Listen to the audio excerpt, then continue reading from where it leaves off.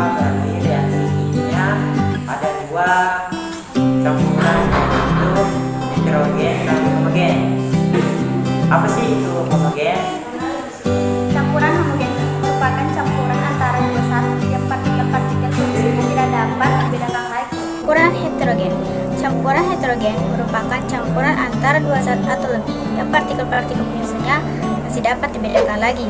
Oke, mari kita praktekkan. Jadi di sini sudah disediakan alat dan bahan, di antaranya kecap, air, minyak, susu, garam, kopi, dan sendok. Nantinya kita akan melihat campuran-campuran yang dapat menyatu atau homogen dan yang mana tidak dapat menyatu atau heterogen. Saja kita akan membuktikannya.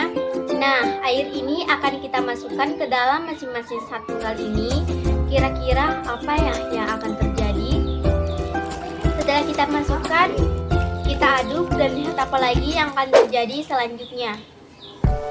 Setelah diaduk, kita bisa melihat mana yang tercampur merata dan mana juga yang tidak tercampur merata.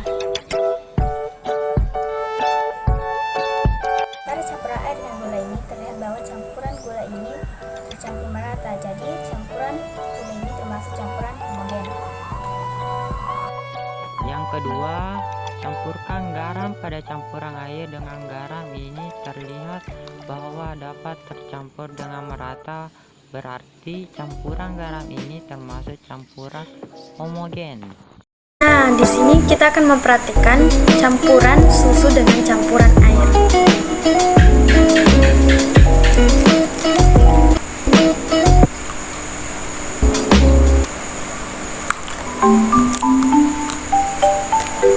Nah, setelah diaduk, kita dapat melihatnya dan tidak dapat membedakannya yang mana campuran air dan yang mana campuran susu. Yang keempat, campuran kecap. Pada campuran air dan kecap ini terlihat bahwa dapat tercampur dengan merata. Jadi kecap termasuk campuran homogen. Yang kelima adalah campuran minyak. Kita bisa melihat bahwa campuran minyak dan air ini tidak tercampur merata. Meskipun tidak ada endapan, hal ini menunjukkan bahwa campuran minyak dan air ini termasuk campuran heterogen. Yang keenam, ada campuran pasir dengan air. Campuran ini tidak dapat merata apabila tercampur dan dapat dibedakan yang mana pasir dan yang mana air.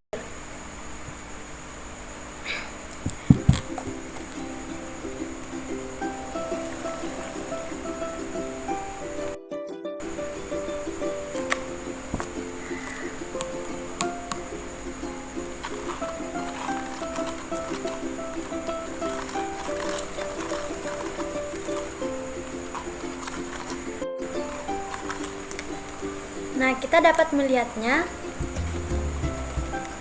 air dan campuran pasir tidak dapat tercampur dengan rata dan disebut dengan campuran. Kemudian yang ketujuh, campurkan kopi pada campuran kopi dan air. Di sini menunjukkan bahwa campuran kopi dan air tidak dapat menyatu atau terdapat endapan di bawahnya. Berarti kopi ini termasuk campuran heterogen. Simpulkan bahwa campuran air dengan gula, campuran air dengan garam, dan campuran air dengan susu termasuk campuran homogen karena campuran ini tercampur dengan merata dan tidak terdapat endapan. Sedangkan campuran air dengan minyak, campuran air dengan pasir, dan campuran dengan kopi termasuk campuran heterogen karena campuran ini tidak tercampur merata dan terdapat endapan. Jadi cukup pembahasan saya mengenai konsep campuran. Assalamualaikum warahmatullahi wabarakatuh.